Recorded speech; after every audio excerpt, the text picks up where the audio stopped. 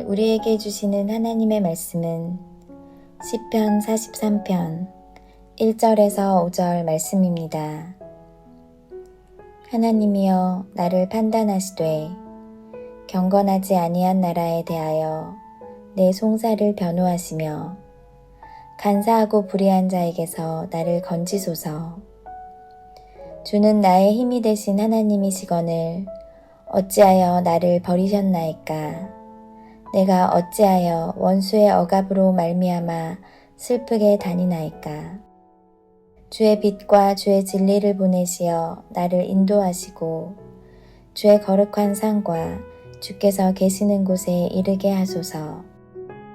그런즉 내가 하나님의 제단에 나아가 나의 큰 기쁨의 하나님께 이르리이다.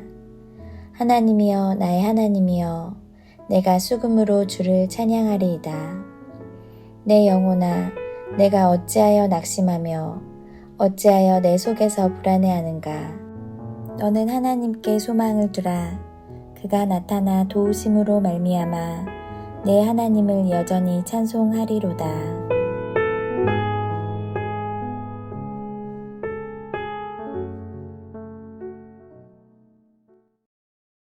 시편 42편을 보시면 시작이 제2권 고라 자손의 마스길 인도자를 따라 부르는 노래라고 되어 있습니다. 그리고 44편을 보시면 거기에도 고라 자손의 마스길 인도자를 따라 부르는 노래라고 되어 있습니다. 그런데 오늘 본문 43장에는 아무런 표제가 없습니다. 이것은 42편과 43편이 하나의 시편인데 시간의 차이를 두고 기록했다는 것을 보여줍니다. 42편에서 시편 기자는 불의한 자들의 말과 행동으로 인해서 고통을 당했습니다. 그들은 시편 기자를 조롱하며 내가 믿는 하나님이 어디에 있느냐라고 물었습니다.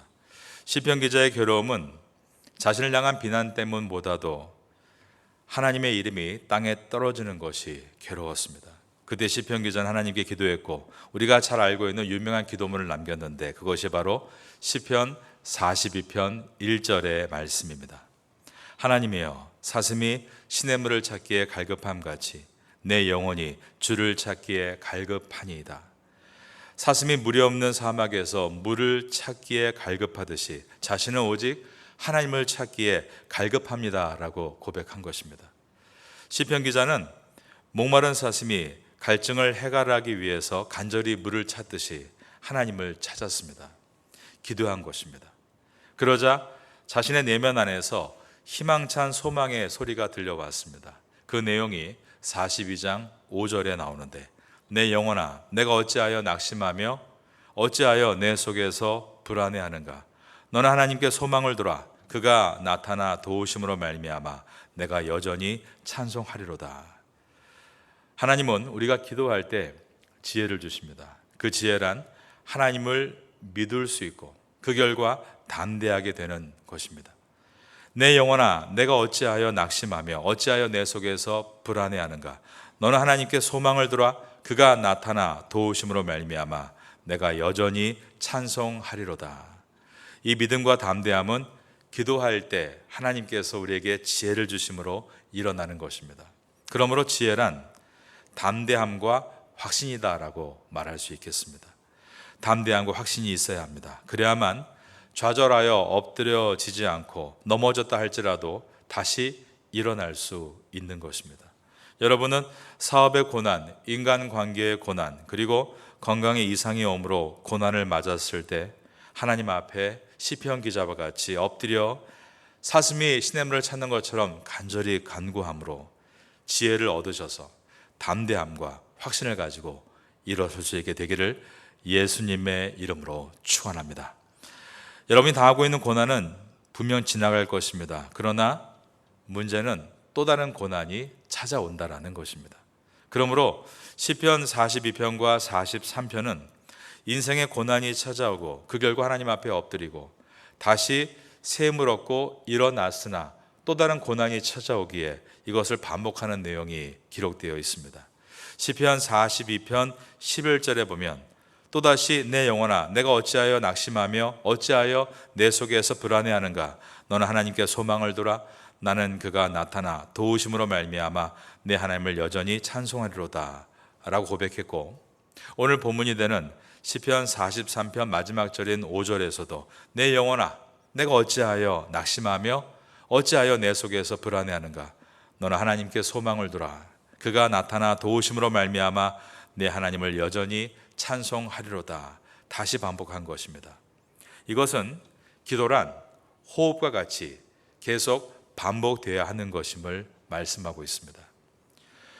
교회를 다니는 사람들 중에 이런 말을 하는 사람들이 있습니다. 내가 왕년에 열심히 기도했고 열심히 예배 드렸다 라고 하는 것입니다. 그러나 예배와 기도의 삶이란 내가 열심을 내서 하고 이제는 이 정도 했으니 쉴 수 있는 그런 것이 아닙니다. 예배와 기도와 말씀은 삶의 한 영역이며 음식을 먹어야 매일 살아갈 수 있듯이 고난이 펼쳐져 있는 우리의 삶 속에서 내 영혼이 다시 힘을 얻고 일어설 수 있게 만드는 내가 이 땅에 사는 동안 가장 중심에 놓아야 할 부분들인 것입니다. 예배와 말씀과 기도는 모두가 메이드 인 헤븐, 하늘의 것들입니다. 그래서 인간의 자연적인 습성으로는 이것과 가까이 하기가 무척 어렵습니다. 인간의 자연적인 습성은 재미에 빠지거나 오락에 심취하거나 내가 원하는 것에 취미와 가까워지는 것입니다. 예배와 말씀과 기도는 거룩한 것이기 때문에 우리가 이것을 결단하고 이 거룩한 습관이 만들어지기 위한 노력이 필요합니다. 하지만 그 노력이 쉬운 일이 아니죠. 그런데 우리의 삶에 있는 고난과 어려움이 우리를 거룩한 습관으로 갖게 하는 유용한 도구가 된다라는 것입니다. 오늘 본문의 첫 절인 시편 43편 1절과 2절을 보겠습니다. 하나님이여 나를 판단하시되 경건하지 아니한 나라에 대하여 내 송사를 변호하시며 간사하고 불의한 자에게서 나를 건지소서. 주는 나의 힘이 되신 하나님이시거늘 어찌하여 나를 버리셨나이까. 내가 어찌하여 원수의 억압으로 말미암아 슬프게 다니나이까. 시편 42편과 43편은 고라 자손이 기록한 시입니다. 시편 42편 위에 있는 표제에서 제2권 고라 자손의 마스길이다. 이 마스길은 교훈이란 뜻입니다. 인도자를 따라 부르는 노래라고 되어 있습니다. 고라 자손은 출애굽 때 모세와 아론을 대적했다가 땅이 갈라져 죽은 고라와 그의 가족들입니다. 그의 후손들이 바로 고라의 후손들입니다. 그러나 이들은 과거에 컴컴했던 경력을 극복하고 삶을 역전시켜서 시편의 찬양들을 기록할 만큼 신실한 주님의 사람들로 변해 있었습니다. 다윗 왕 당시의 고라 자손들은 용사들로, 그리고 성전의 문지기, 즉 성전 수비대로, 그리고 성전의 음악가로 귀한 사명을 감당하고 있었습니다. 그러나 사람이 사는 것이 다 그렇듯 또 누군가와 시기와 다툼에 휘말릴 때도 있었고 예상치 않은 문제에 봉착하여 많은 괴로움을 당할 때가 있었던 것입니다. 안타까운 것은 고통의 문제를 만났을 때 사람들이 그것이 내가 기도할 수 있는 귀한 기회인 것을 잊어버리고 지나갈 때가 많다는 데 있습니다. 주변을 보면 많은 사람들은 고통의 문제를 당하면 오히려 하나님과 멀리 떠나 있는 것을 보게 됩니다. 왜 그럴까요? 그것은 하나님께서 그 문제를 해결해 주실 수 없다는 불신 때문입니다. 많은 사람들은 하나님이 나의 문제를 해결할 수 없다라고 생각을 합니다. 맞습니다. 우리가 하나님께 기도한다고 해서 꼭 내 앞에 있는 그 문제가 해결되지 않을 수도 있습니다. 그렇기 때문에 스스로 똑똑하다라고 생각하는 사람들은 나는 기도하는 방법을 가지고 희망 고문을 하지 않겠다. 나는 다른 방법을 선택하겠다 라며 고난이 일어날 때마다 오히려 하나님과 교회와 멀어지는 사람이 있는 것입니다. 그러나 또 우리 주변에는 고난이 일어날 때 오히려 반대로 하나님 앞으로 더 나오는 사람도 있습니다. 그 이유는 하나님께서 지금 당장 내 앞에 있는 시련을 해결해 주시고 그 고난에서 벗어나게 해 주시기 위해서가 아닙니다. 비록 기도해도 상황이 바뀌지 않을 수 있다는 것을 그는 잘 알고 있습니다. 그러나 그는 하나님께서 원하시는 것이 상황이 바뀌는 것이 아니라 내 존재 자체가 바뀌는 것임을 알기 때문에 오히려 고난을 이용해서 더 주 앞에 나오는 것입니다. 우리의 믿음의 선배들은 다 이러한 분들이었습니다. 다윗도 사울로부터 추격당하고 있는 고통 속에서 광야에서 기도할 때 꼭 그 상황을 벗어나기 위해 기도한 것이 아니라 그 상황 속에서 내 존재가 바뀌는 것이 하나님의 뜻임을 알고 그는 날마다 기도했습니다. 그리고 그의 모든 눈물과 감사와 환희와 기쁨의 기도가 시편이 되어 기록되어 있는데, 우리가 보는 시편 속에 다윗의 기도가 많이 들어있는 것입니다.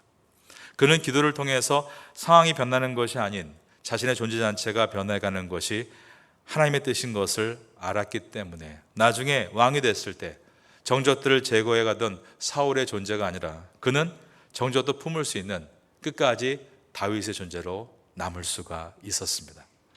오늘 본문에서 시편 기자는 깊은 기도 가운데 그의 영혼을 하나님의 품으로 깊이 가라앉히고 있습니다. 2절에서 주는 나의 힘이 되신 하나님이시거늘 어찌하여 나를 버리셨나이까? 내가 어찌하여 원수의 억압으로 말미암아 슬프게 다니나이까?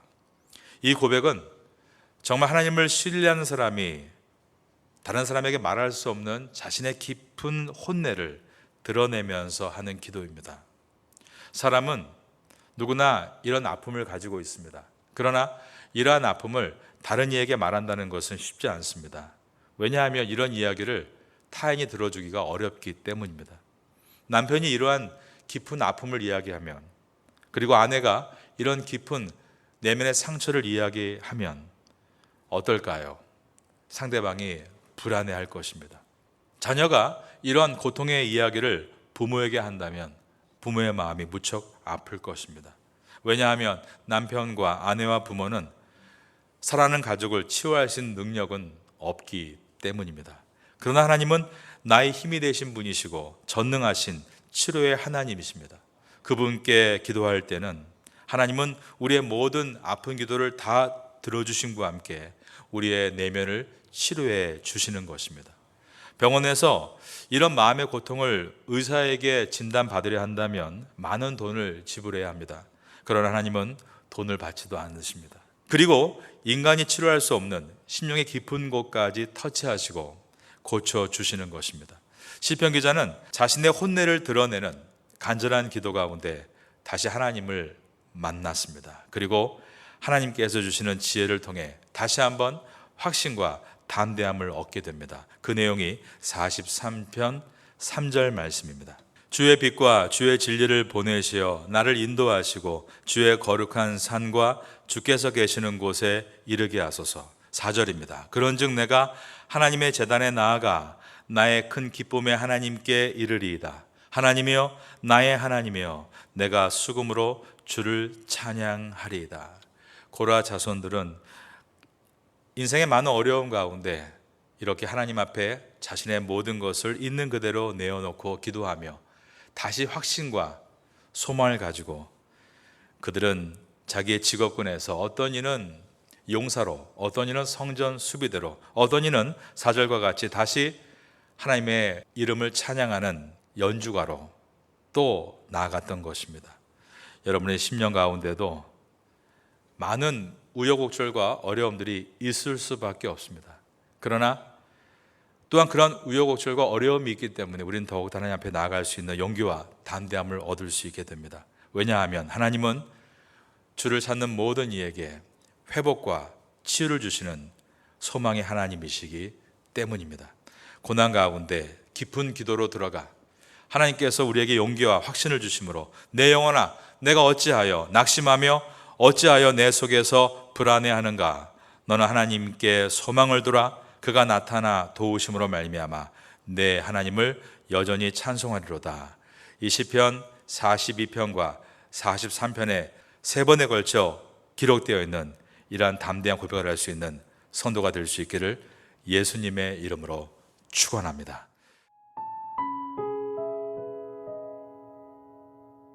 지금은 함께 기도하는 시간입니다.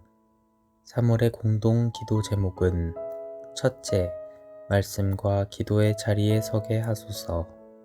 둘째, 사랑과 섬김의 자리에 서게 하소서. 셋째, 고난주간 말씀 사경회를 잘 준비하게 하소서. 넷째, 부활주일 세례 예식을 잘 준비하게 하소서. 말씀을 붙잡고 기도하는 귀한 시간 되시기를 소망합니다.